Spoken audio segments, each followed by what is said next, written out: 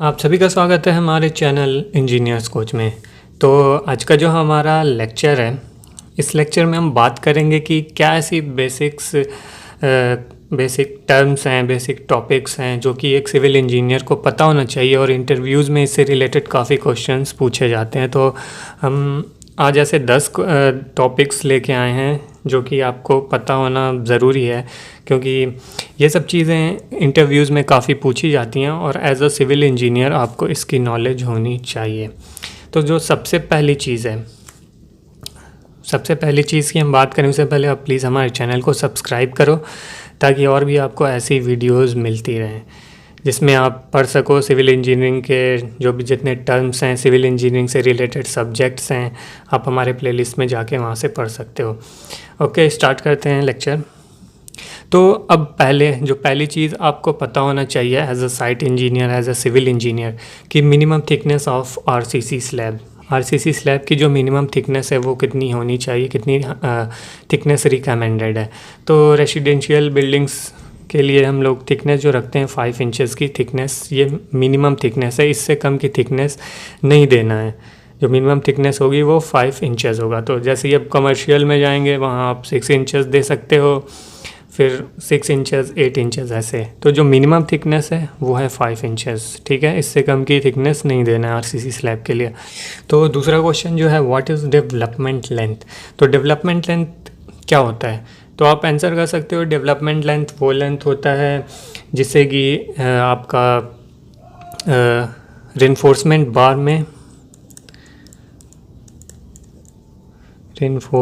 में और कंक्रीट में अच्छी बॉन्डिंग बनाने के लिए जो हम लोग लेंथ प्रोवाइड करते हैं, जो एक्स्ट्रा लेंथ हम लोग प्रोवाइड करते हैं बीम्स में, कॉलम्स में, वो लेंथ होती है डेवलपमेंट लेंथ। अब वो दे सकते हैं फुटिंग से कॉलम में या फिर बीम से कॉलम में, जैसे कि अभी आप स्क्रीन पे देख रहे हो। तो क्या होता है कि मान लो अगर ये बीम है, ठीक है, ये आपका अगर कॉलम है, तो क्या होता है कि अगर ये रेनफोर्समेंट है बीम की तो ऐसे बेंड कर देते हैं एल शेप में, इसको भी ऐसे एल शेप में बेंड कर देते हैं। तो इससे क्या होता है, एक अच्छी ग्रिप मिल जाती है, ठीक है, जिससे कि आपकी जो कंक्रीट है और स्टील है उसमें अच्छी एक बॉन्ड बन जाती है। तो उसका रीज़न भी हम बता देते हैं, क्या है रीज़न इसका डेवलपमेंट लेंथ देने का। ये भी आपसे क्वेश्चन हो सकता है कि बताओ डेवलपमेंट लेंथ क्यों देते हैं। तो पहला आप आंसर कर सकते हो कि उससे रेनफोर्समेंट स्लिप नहीं होगी कंक्रीट से। जैसे कि यहाँ पे देख रहे हो, अगर यहाँ पे ये जो स्टील बार है, ठीक है, ये अगर हम लोग सिंपल सीधा ऐसे दे देते तो क्या होता है, जब इस पर लोड पड़ता है ना तो ये बेंड होता है। अब ये बेंडिंग की वजह से इस पर ये स्लिप हो सकता है यहाँ से, तो उसको ये स्लिप होने से रोकता है ये डेवलपमेंट लेंथ, ठीक है। जैसे कि हमने बताया जब लोड आता है तो ये ऐसे बेंड होता है, तो शेयर फोर्स भी आएगा तो उसको भी काउंटर करता है, शेयर फोर्स को भी। फिर बॉन्ड, जैसे कि हमने ऊपर बताया, bond between steel and concrete, अच्छी बॉन्ड बना लेता है स्टील और कंक्रीट के बीच में, ठीक है, ये हो गया। फिर तीसरा है आपका, ये दो हो गए। तीसरा है आपका टाइप एंड ग्रेड ऑफ यहाँ पे सीमेंट होगा, सीमेंट, कंक्रीट लिख दिया था हमने। Type and grade of cement, आपको ये पता होना चाहिए कि कितने टाइप के सीमेंट होते हैं और उनके ग्रेड के बारे में। तो टाइप्स की अगर बात करें तो देखो, दो सीमेंट जो हैं, पीपीसी सीमेंट, ओपीसी सीमेंट, ये तो एकदम कॉमनली यूज़ होते हैं कंस्ट्रक्शन में। और जो बाकी सीमेंट है, rapid hardening cement, quick setting cement, low heat cement, white cement, high alumina cement, ये सब सीमेंट सिचुएशन के अकॉर्डिंग, वेदर के अकॉर्डिंग, साइट के अकॉर्डिंग यूज़ होती है। लेकिन जो कॉमनली जो यूज़ होती है दो सीमेंट है, पीपीसी सीमेंट और ओपीसी सीमेंट। अब ये जो पीसीसी सीमेंट है उसकी कोई ग्रेड नहीं आती है, वो एक ही कह सकते हैं, एक ही ग्रेड होती है। और यहाँ पे ओपीसी सीमेंट की 3 ग्रेड आती हैं। ओपीसी सीमेंट की ग्रेड यहाँ लिख रहे हैं 33, 43 एंड 53, 3 ग्रेड की। तो आप ये आंसर कर सकते हो, ठीक है। और यहाँ पे अगर आपको ये डिटेल में पढ़ना है ओपीसी सीमेंट और पीपीसी सीमेंट, तो हम इसका आपको लास्ट में स्क्रीन पे इसका एंड स्क्रीन पे लगा देंगे, आप वहाँ से पढ़ सकते हो।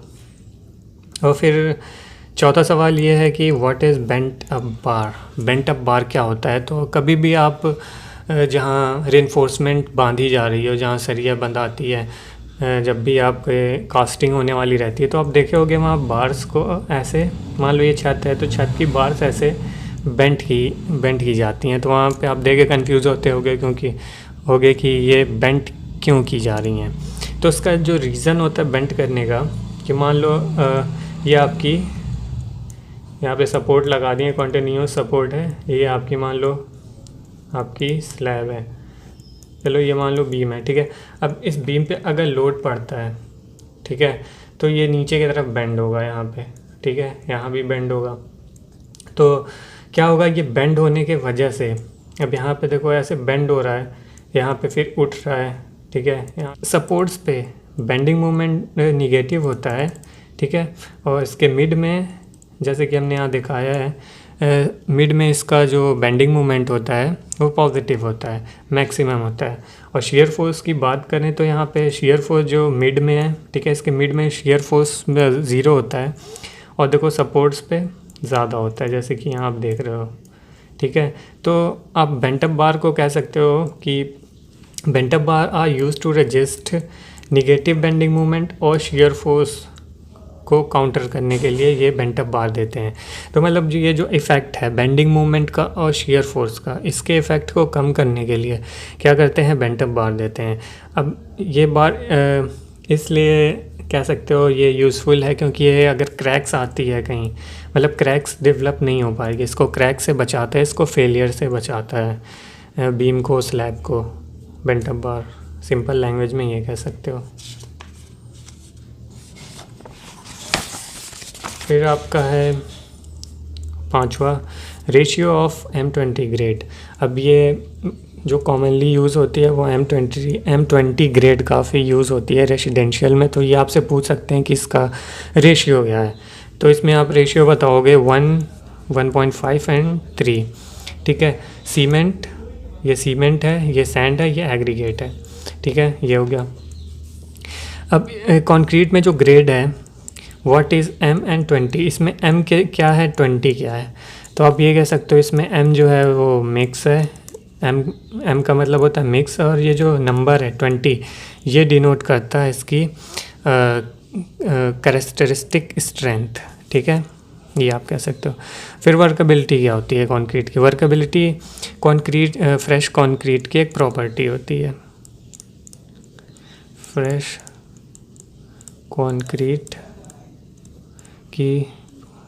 कंक्रीट की प्रॉपर्टी होती है जो कि शो करती है हम लोग कितना ईज़िली कंक्रीट के साथ काम कर सकते हैं, कितना ईज़िली उसको प्लेस कर सकते हैं, कितना ईज़िली उसको कॉम्पैक्ट कर सकते हैं, मतलब उसके फ़्लो को डिनोट करती है, ठीक है। जो आप पढ़े होगे स्लम टेस्ट, वो इसकी वर्केबिलिटी चेक करने के लिए करते हैं। तो ये भी क्वेश्चन कर सकते हैं कि वर्केबिलिटी को कैसे मेज़र करें, तो आप आंसर कर सकते हो स्लम टेस्ट। अब बात करते हैं clear cover and effective cover की। तो क्लियर कवर क्या होता है? क्लियर कवर वो डिस्टेंस होता है outer face of the member to the outer face of the bar. Clear cover को अभी आपको एक डायग्राम से समझाते हैं। ये मान लो आप कि कॉलम है, ये सरिया है, तो ये आउटर फेस है, जैसे कि हमने बताया outer face of the member, ये मेंबर है, मान लो मेंबर ये आपका कॉलम है, ठीक। तो ये आउटर फेस हो गया to the outer face of the bar. अब ये बार का जो आउटर फेस है, अब जो इसके बीच की जो डिस्टेंस है वो है आपकी क्लियर कवर, ठीक है। और इफ़ेक्टिव कवर क्या होता है? ये outer face of the member से लेके इसका मिड ऑफ द बार, ठीक है, मिड ऑफ द बार से ये जो डिस्टेंस होगा ये आपका इफ़ेक्टिव कवर होता है। फिर बात करते हैं सेटिंग टाइम ऑफ सीमेंट की। ये क्वेश्चन काफ़ी आपका पूछा जाता है इंटरव्यूज़ में, बहुत ही इंपॉर्टेंट है।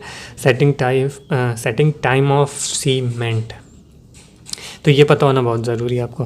तो देखो जो साइट पे 2 सीमेंट यूज़ होती हैं, OPC and PPC mostly commonly हमने बताया। तो उसका जो सेटिंग टाइम है इनिशियल, एक होता है इनिशियल सेटिंग टाइम, ये याद रखना, एक होता है इनिशियल सेटिंग टाइम, एक होता है फाइनल सेटिंग टाइम। तो इनिशियल सेटिंग टाइम आपका 30 मिनट होता है, फाइनल सेटिंग टाइम आपका होता है 600 मिनट, ये ज़रूर याद रखना, ठीक है। अब दूसरा फिर उसके बाद है test of on concrete workability. अगर हम लोग कंक्रीट की वर्केबिलिटी को टेस्ट करना है ये वर्कबिलिटी जो है ये इंटरव्यूज़ में काफ़ी पूछा जाता है। तो वर्कबिलिटी को अगर हम लोग को मेज़र करना है तो कौन सा टेस्ट करेंगे, तो आप कह सकते हो स्लम्प टेस्ट, जैसे कि हमने ऊपर भी बताया था अभी। तो अभी जो आप स्क्रीन पे देख रहे हो वहाँ पे आप जा सकते हो प्लेलिस्ट में, वहाँ से जाके सारे टॉपिक्स ये सब पढ़ सकते हो। जैसे कि आपको प्लेलिस्ट में ये सारे जैसे टॉपिक्स हैं, आपका grade, types and grade of cement, bent up bar और रेशियो, ये M20, ये कंक्रीट में M क्या होता है, 20 क्या होता है, ये सब आप डिटेल में जाके इस प्लेलिस्ट में पढ़ सकते हो। Okay, thank you.